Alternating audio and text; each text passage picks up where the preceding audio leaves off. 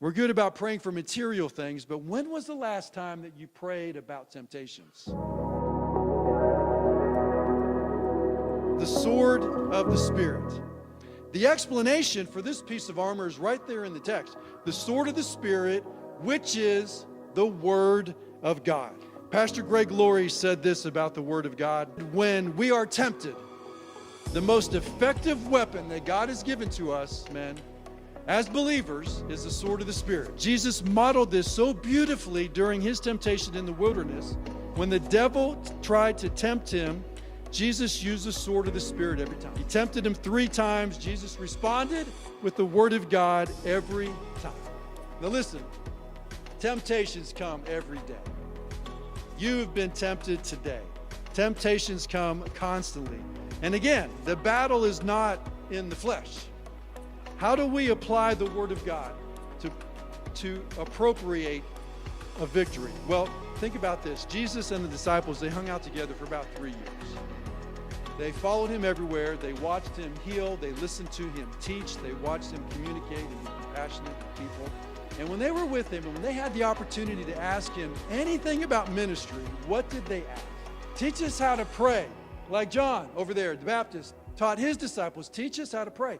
Why did they do that? Because they saw Jesus pray. They saw the results of his prayer. They saw what happened. They saw his dependency on God the Father. And they asked him, teach us how to pray. So let's talk about this for a few minutes tonight and how the sword of the Spirit helps us to overcome. Number 1, if you take notes, I've just got 3 points and I'll be done. The reality of temptation. Men, we face it constantly. Jesus faced temptations constantly and never sinned. He felt what we feel, but he never sinned, never yielded. And it's also good to note here that God does not tempt us to evil. James 1 says this, let no one say when he is tempted, I am being tempted by God. For God cannot be tempted with evil, and he himself tempts no one. But each person is tempted when he is lured and enticed by his own desire. Because we have this flesh, we are weak, and we easily give in to temptations.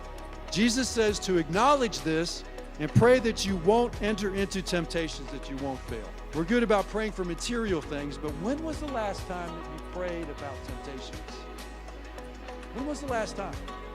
God, I'm going on this business trip. Please don't let me be tempted to cheat on my business expenses. God, there's an attractive lady in my office. Please help me not to yield to the temptation to flirt with her. Praying about those temptations. Just fill in the blank.